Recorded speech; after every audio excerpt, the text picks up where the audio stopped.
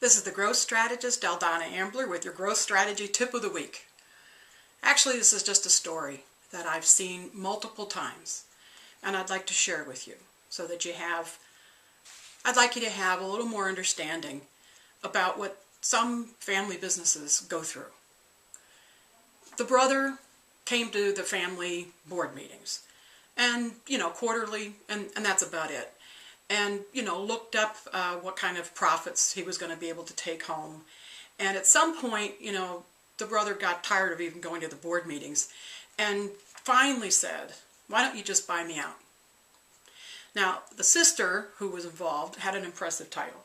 On the organizational chart, it looked like the sister was over about 4 key departments, and the reality was the professional managers were having to do all the work and work around this dysfunctional sister that was basically lazy.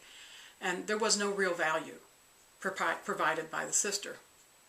Now, the youngest brother in the family is the president, and he wanted the business to truly grow and be successful and stand for something.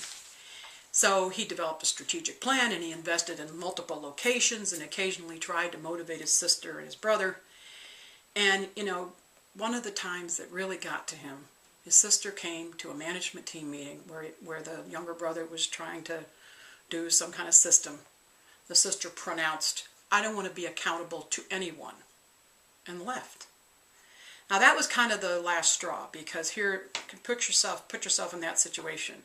You're a president of a growing company with multiple locations.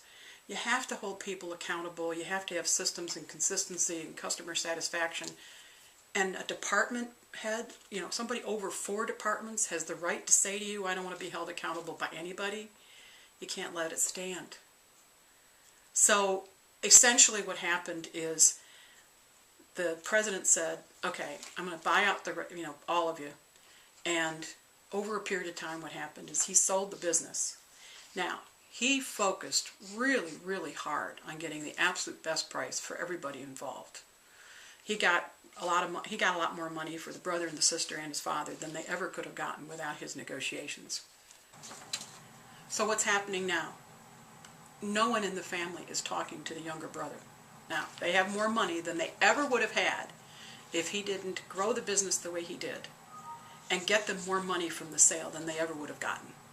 So why are they angry with him?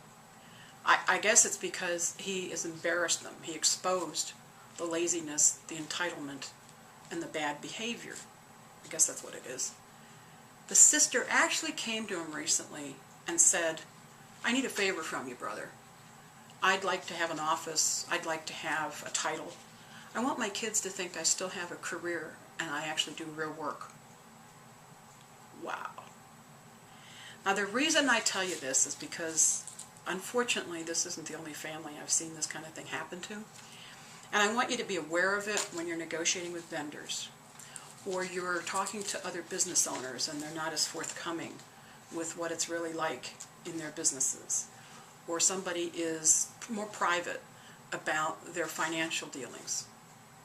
Being aware of some of the dynamics of family-owned businesses helps you be a little more understanding, changes your questions, and it might make you more appreciative when you actually have people who want to work.